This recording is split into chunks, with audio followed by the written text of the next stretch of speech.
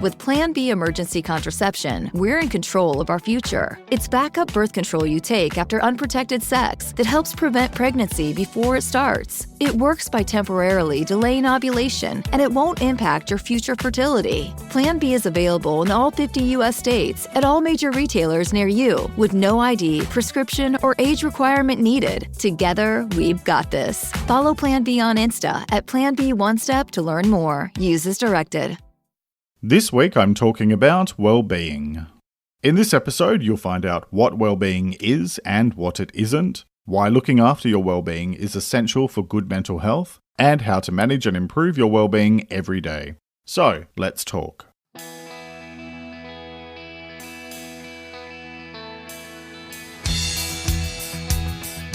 This is Let's Talk About Mental Health, a weekly podcast full of simple ideas for better mental health.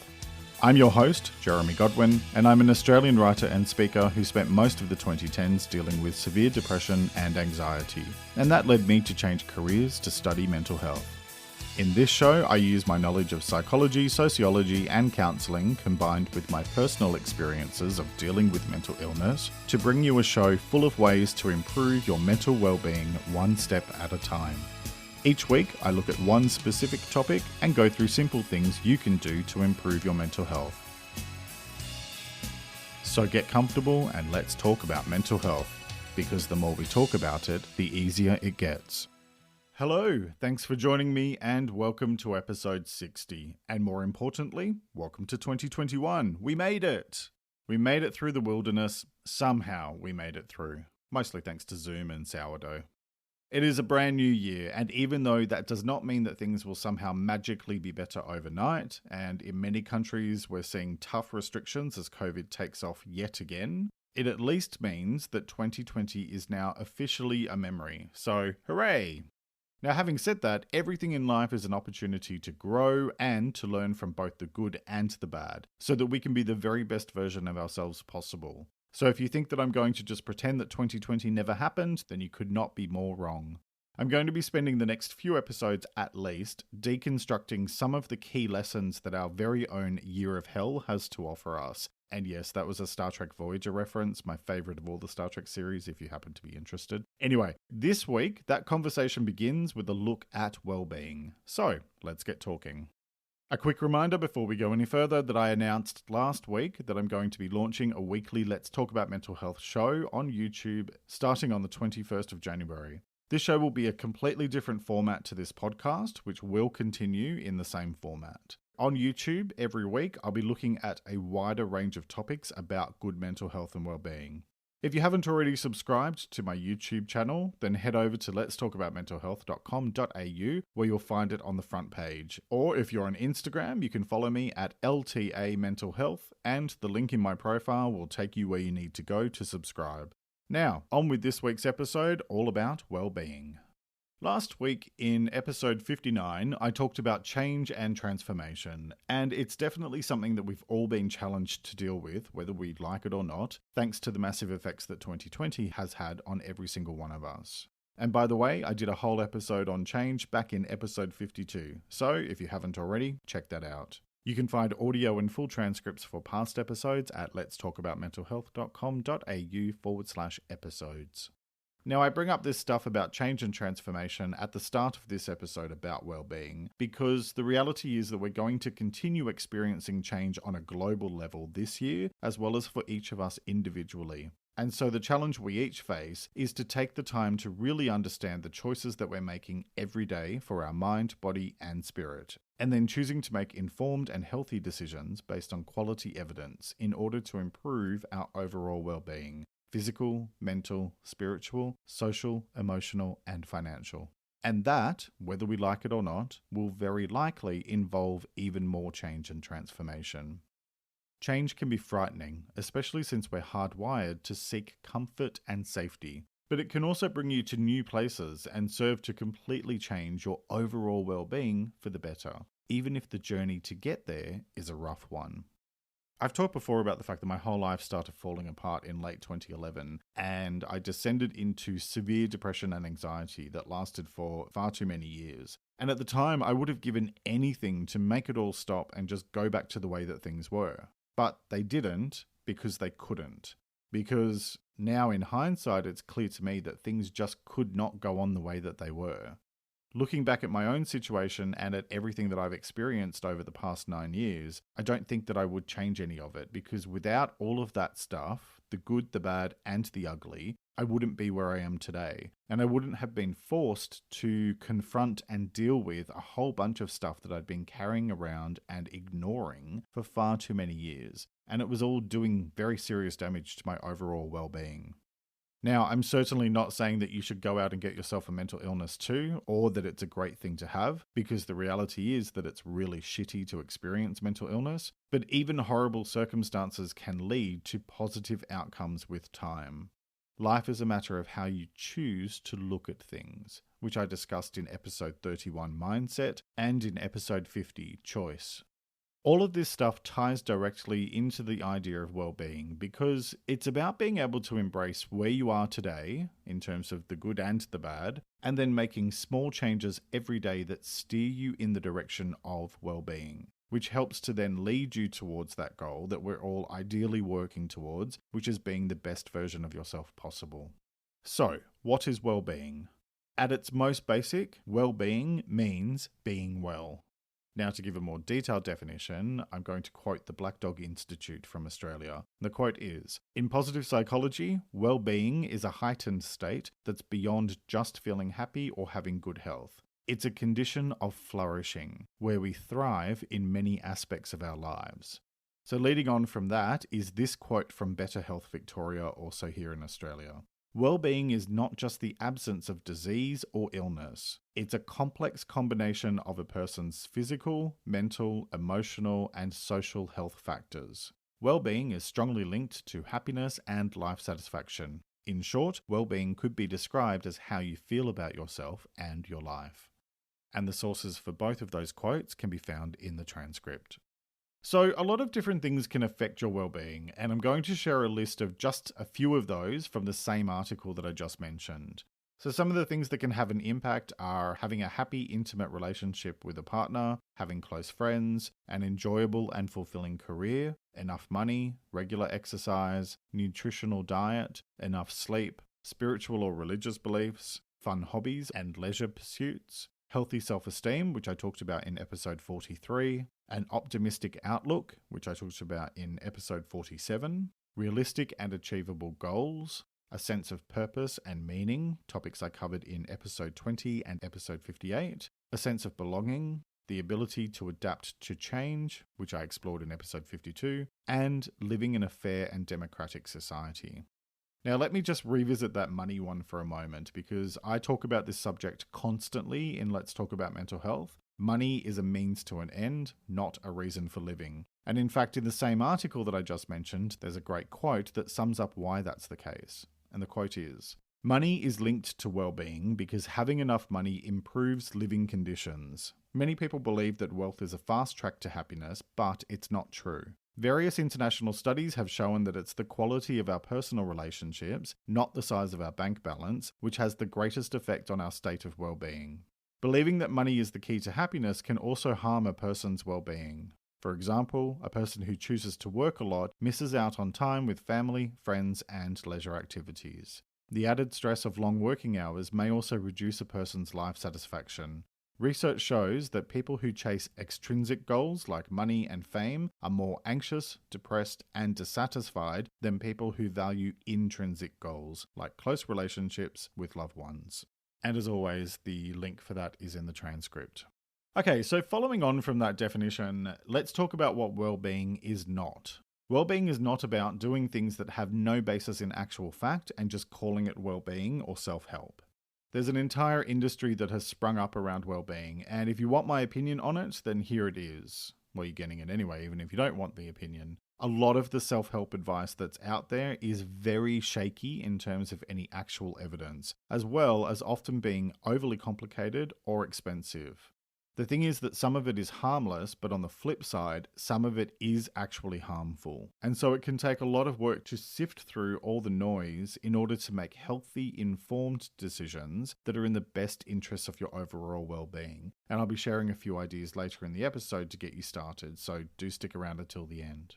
So let me give you an example of questionable well-being advice. If you run a search online for the word well-being, you'll discover that once you hit the second page of results, you begin to see a whole bunch of stuff from non-scientific sources. For example, when I did this the other day, I saw ads for several businesses promoting their ice bath systems as a tool for improving mental health, and this is where it gets interesting. If you run a search on the term ice bath and mental health, what you'll find is heaps of non-scientific results all claiming that an ice bath will improve your mental health. Whereas in the limited scientifically based results that I found through running that search, one was from Healthline and one was from Psychology Today. So all articles on those are written by people who are actually qualified to talk about this stuff. In both of those articles, they indicate that while some research suggests that cold showers might be useful in relieving the severity of symptoms associated with anxiety or depression, we're talking about mild cold showers for a short period of time. We are not talking about ice baths.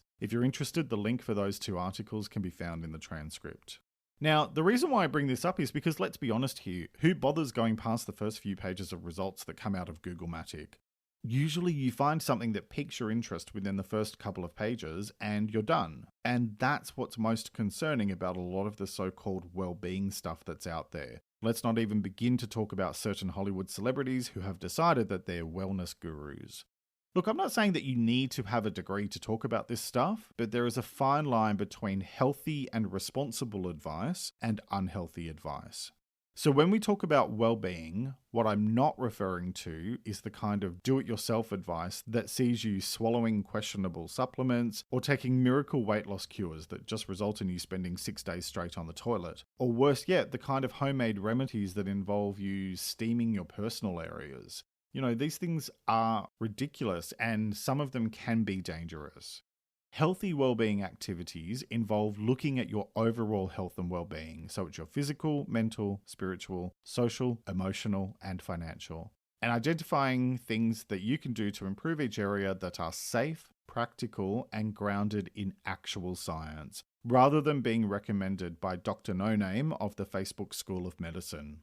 Now, on that note, let me also say that I think I've been pretty polite about the whole wild conspiracy theories and magic cures thing that's been going on social media up until now. But in 2021, the gloves are off and I will be getting really, really blunt about this stuff and calling it out for what it is: complete and utter bullshit.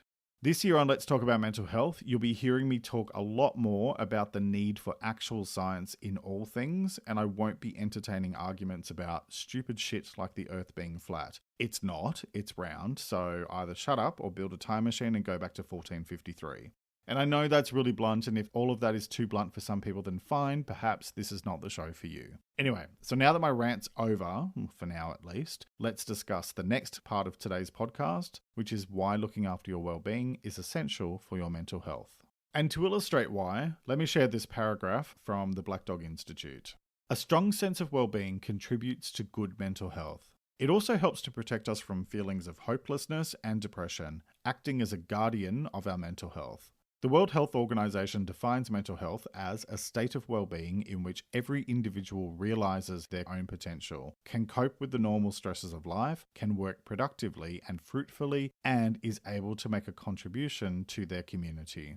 Well-being is about making a life where we can contribute to a greater society and can have a more fulfilling existence with meaningful and supportive relationships. Well-being gives us a way to discover and explore our strengths. Well-being helps us live to our full potential.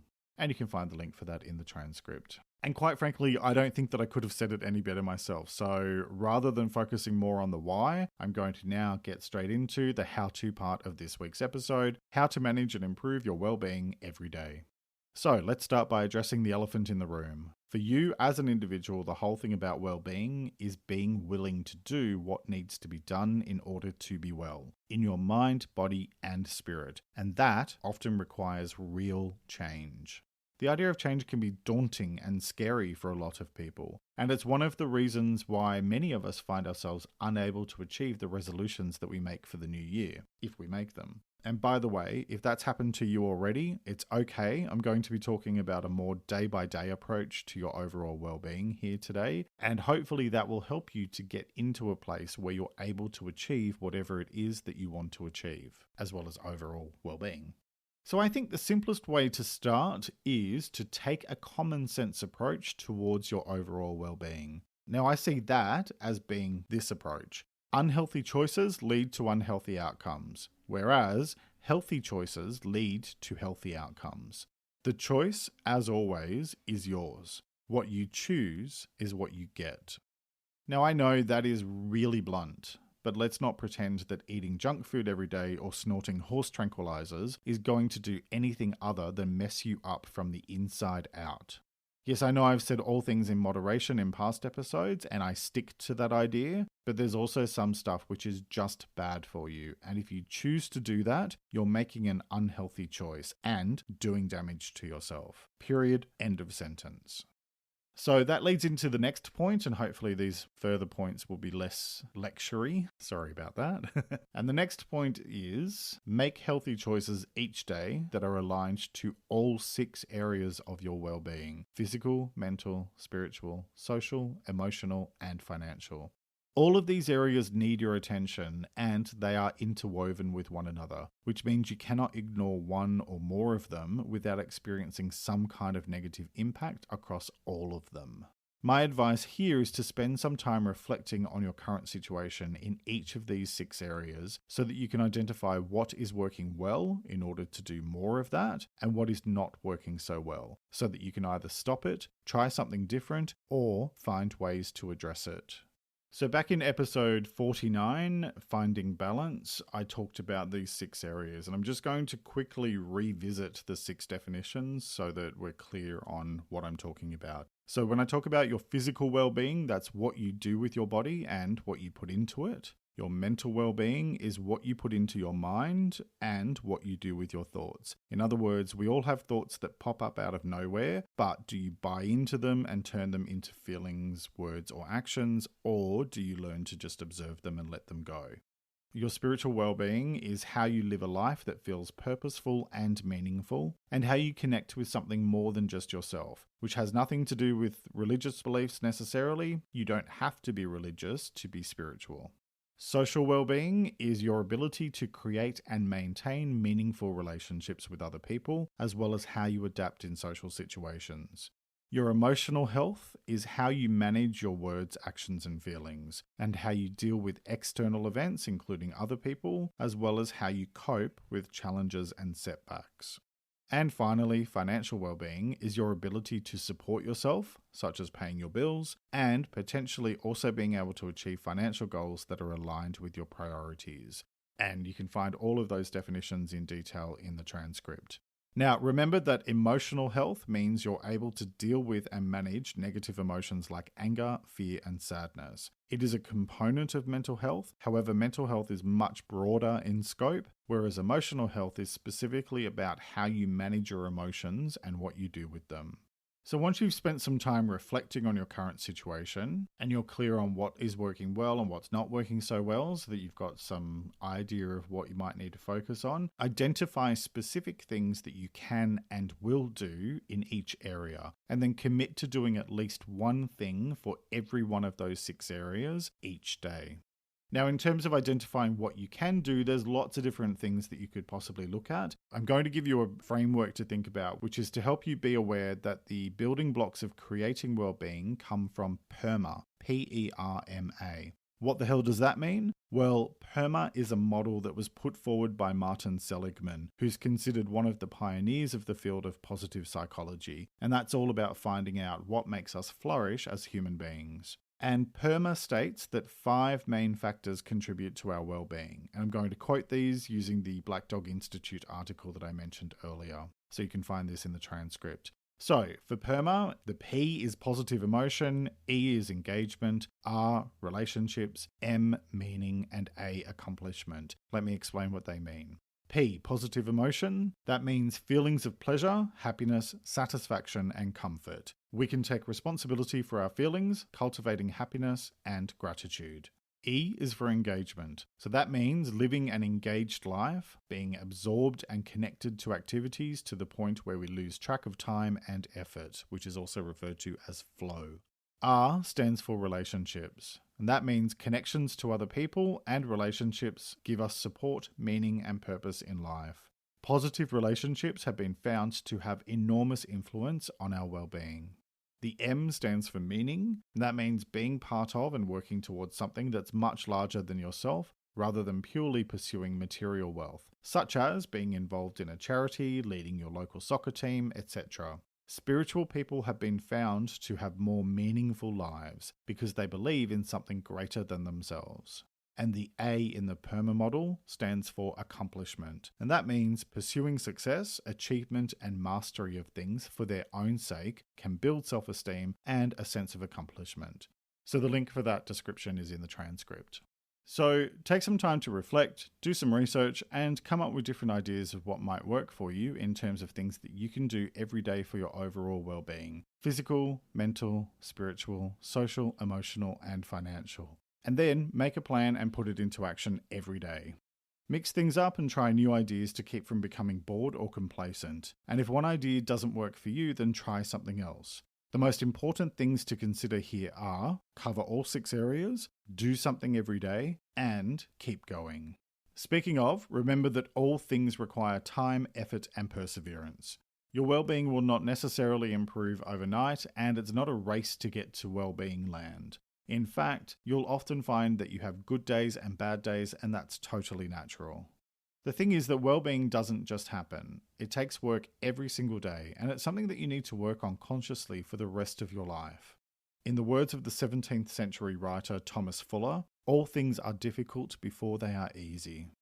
Now the good news is that it's never too late to make a change for the better, and you can make a series of small changes over time and see great results. But it does require effort, in addition to time and perseverance. Making a change one day doesn't mean that you'll see the result the next day or the next week, but you will gradually see incremental improvements that add up over time to create enormous change.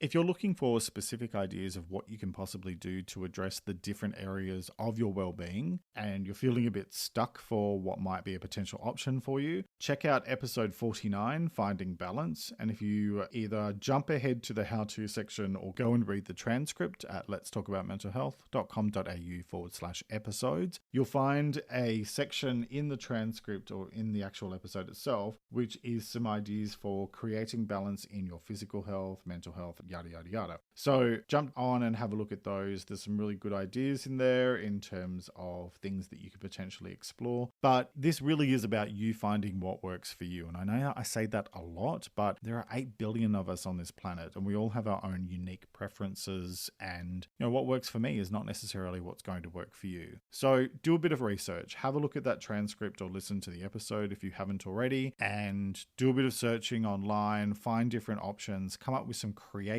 things that you can do to address all of those 6 areas. In fact, if you'd like some extra help with this, I've created a free PDF document for you that you can use to do a monthly self-assessment, create a self-management plan, and then do an end-of-month reflection to consider what worked for you and what you might need to focus on in the following month. You can find it in the transcript for this week's episode at the top and in the how-to section at the bottom of the transcript. So head over to letstalkaboutmentalhealth.com.au/episodes, which, like I said before, is where you find audio links and full transcripts for all past episodes of this podcast. And if you scroll down to that list and find episode 60, you'll see the click here link for the transcript. Follow the instructions to download the free PDF. Then each month you can do a simple bit of planning using the template. It will only take you a couple of minutes, and then just use it as a guide to help you work on your well-being every day. If you do use it and you find it useful, send me a message on social media or drop me an email and let me know how you find it, what worked for you, what maybe didn't work. I'd love to hear. And so my final point for this how-to section is remember that you are the one in the driver's seat. This stuff is all about you and what you choose to do. Nobody can do it for you. Yes, other people can support you and guide you and give you encouragement, but you have to do the work. If you make a mistake, that's okay, but choose to keep going and don't let it derail you or take you off course. Your well-being is far too important. Because when it comes to well-being and mental health, what it all boils down to is this: making a conscious decision to focus on improving all areas of your well-being, physical, mental, spiritual, social, emotional, and financial, is a decision to make your health a priority every single day. The choices you make will have a direct effect on your ability to flourish and to feel positively about yourself and the world around you. And when you're feeling positive, you're more likely to find greater satisfaction in life, all of which helps you to become the best version of yourself possible. It begins with just one small decision, the decision to make healthy choices and let go of unhealthy ones. So what decision will you make? Each week I like to finish up by sharing a quote about the week's topic, and I encourage you to take a few moments to really reflect on it and consider what it means to you. This week's quote is a simple yet powerful one by Sai Baba, and it is: "Health is wealth. Look after it." Let me repeat that. Health is wealth. Look after it. Alright, that's nearly it for this week. Next week I'll be talking about happiness. I've spoken many times in this podcast about the pursuit of happiness and why happiness is more of a byproduct of your overall well-being rather than a specific goal to try and achieve. And so I felt it would be good to follow on from this week's topic by looking at happiness in more detail. So next week I'll be talking about what happiness is and what it isn't, why having a healthy attitude towards the pursuit of happiness is essential for good mental health, and how to find greater happiness every day. I hope you'll join me for that episode, which will be released in the morning of Monday the 11th of January in the Asia Pacific region, including Australia, the evening of Sunday the 10th of January in the UK, Ireland, Europe, Africa, and the Middle East, and the afternoon of Sunday the 11th of January in the US, Canada, Central America, and South America. Head to letstalkaboutmentalhealth.com.au for past episodes, including audio links and full transcripts. And while you're there, join the Let's Talk About Mental Health mailing list to have exclusive updates land in your inbox. Those of you on my email list find out about new stuff at least a week before anybody else. So if you like this show, then sign up at the website, letstalkaboutmentalhealth.com.au. You can find Let's Talk About Mental Health on Instagram, Pinterest, and Facebook at LTA Mental Health, where I post extra content throughout the week. Thank you very much for joining me today. Look after yourself and make a conscious effort to share positivity and kindness out into the world, because you get back what you put out. Take care and talk to you next time.